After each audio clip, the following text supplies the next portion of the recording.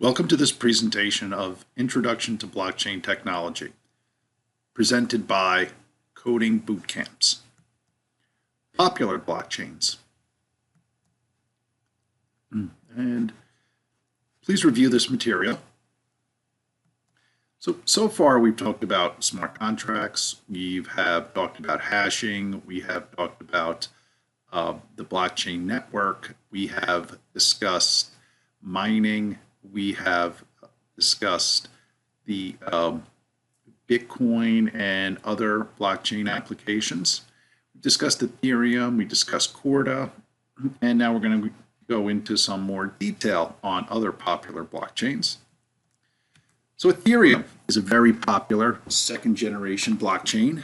Ethereum is considered an operating network. And we introduced that term in some previous lessons. Just to review, similar to an operating system where you can have 1, 2, 3, 4, many applications running, all sharing resources from the operating system. On Ethereum is an operating network. So you can run distributed applications on Ethereum, and the distributed applications run on the operating network and use the resources of the operating network, all of the nodes that make up the Ethereum blockchain. Ethereum was built by Bitcoin developers. They had a vision that they wanted to do more than what just Bitcoin did, so they built Ethereum. They actually sold Bitcoin to raise the money to build Ethereum, and the applications that run on the Ethereum network are called distributed applications, or dApps. This is the Ethereum website. Ethereum, like Bitcoin, is a single ledger. All nodes are identical. Ethereum has a native token. It's called Ether, and you must pay a certain amount of Ether to actually run your applications on Ethereum. Ethereum is getting faster with its the amount of transactions that can be processed, and the Ethereum currency is used to complete transactions on the Ethereum network. And if we take a look here, we can actually see Etherscan.io, also another blockchain explorer. This is for Ethereum, and you can go on Etherscan.io. We can see the from and to address. We can see the timestamps. You can see the transaction hash. You can see the contract input, output. You can see how much. In this case, no Ether was actually sent to either party, so this contract actually did something. And Ethereum was founded by a Bitcoin developer by the name of Vitalik Buterin, and it went live in 2015. Ethereum is a public blockchain based on again, the distributed computing platform. And Ethereum also includes the Ethereum virtual machine, or EVM. And you can create smart contracts. There are Ethereum wallets, the same as Bitcoin. And the applications that run, smart contract applications that run on Ethereum, are called distributed applications. And you can build web applications for Ethereum. The Ethereum virtual machine is a development and runtime for applications that run on the Ethereum network.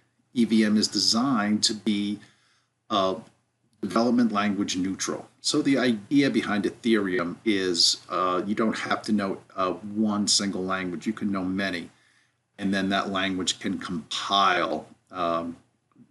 Using the EVM can compile into bytecode. So you can know Solidity, Viper, C++, Java, Python, JavaScript, C#, or more.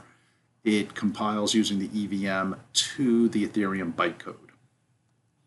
So so this is very similar to Java or .NET.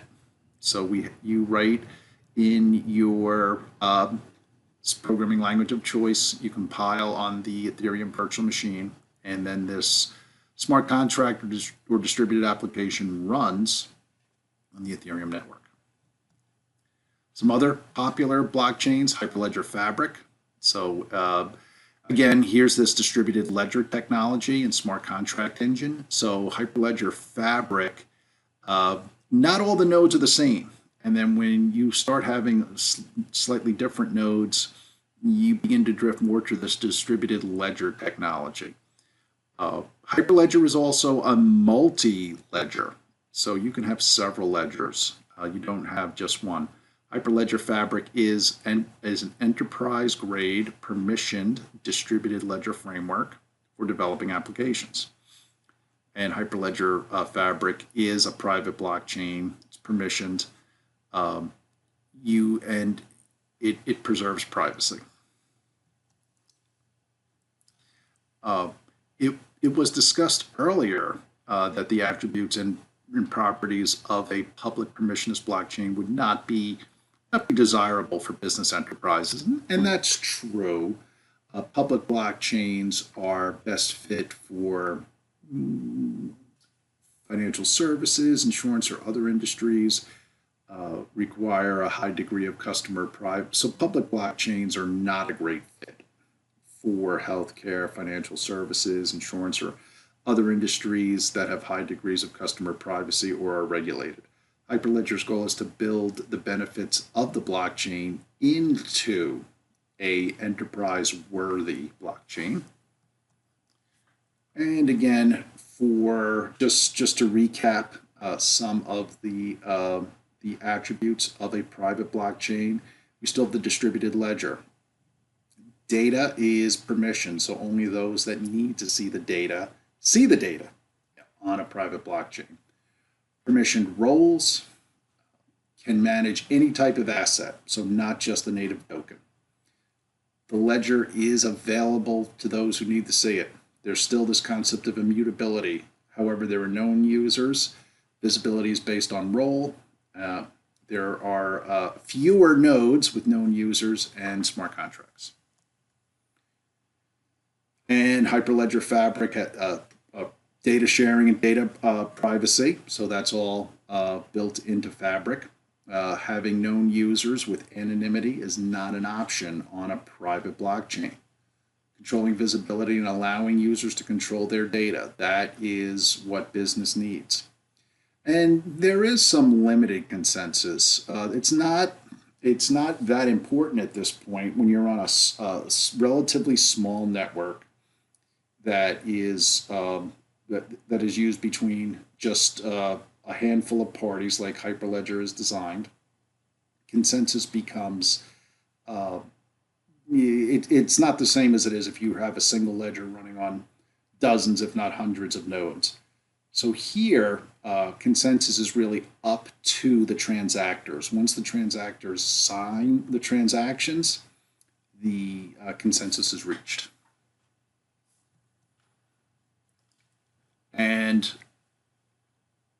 just like we've been talking about here, Hyperledger is in fact multi-ledger blockchain. So Ethereum, Bitcoin, they are single ledgers.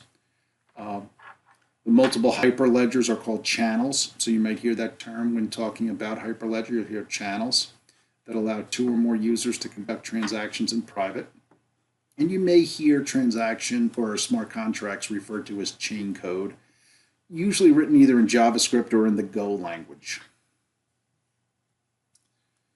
Corda is another popular private blockchain. It's more of a consortium private blockchain. And what business users will do is stand up a Corda node in, say, their office or in a department, and then they have access to the Corda ledger. And just like Hyperledger, Corda is a permission blockchain, and Corda was developed to allow transactors to directly update the Corda ledger. So here, the big savings here is the users update the ledger on their own. Corda has a rich API and smart contract engine. It's fully built on the Java virtual machine. Corda applications are called Corda apps, and they are written in Java. And Corda was initially developed for the financial services industry or other regulated industries, though since that time, Corda has added under other industries. Corda manages financial instruments, assets such as bonds, securities, or cash, and Corda has branched out to other types of asset management too, to the fact where it can do any type of asset. Corda does not have a native token, and Corda recently expanded support to all industries or any type of asset. So we can see here just updating of the ledger. So we can see here an action takes place and it goes through these steps in the Corda ledger between, well, in this case, these are the two transactors. And we can see here the Corda transaction here with the, in this case, it was a loan to the bank. And we can see here that cash was used to pay the loan. And there were attachments associated with it. And then there were, this is how consensus is reached. There are signatures, cryptographic signatures. The Corda network is not a gossip network. Only the nodes involved in the transaction communicate. So unlike a lot of other blockchains like Ethereum, like blockchain, where all nodes are, where the transactions are broadcast to all nodes, Corda, it's just the nodes that need to be part of the transaction. So it is not a global broadcast or gossip network. It's peer-to-peer only, and peers communicate using a protocol similar to the way email works, and messages are sent between nodes. So Corda, not all nodes are the same. They're just like with Hyperledger, there are different types of nodes on a Corda network. Some other popular blockchains, EOS, and keep your eye on this one. EOS is growing strong. The vendor is Block 1, so look for Block 1. There's also the Stellar Network, Hyperledger Sawtooth, OpenChain, Neo, and Ripple. So for the exercise here, let's go out to a blockchain explorer and view some of the transactions. And also, you can go to Etherscan and view some Ethereum transaction as well, and then find another blockchain explorer. In summary here, we talked about the Ethereum blockchain, Ethereum virtual machine, Hyperledger and Hyperledger Fabric and Hyperledger Sawtooth, Corda, and other blockchains. Please look through the assessment and additional resources. Please consult your training materials. And in case you need additional training. And in the next session, we're going to talk about cryptocurrencies and blockchain. Thank you.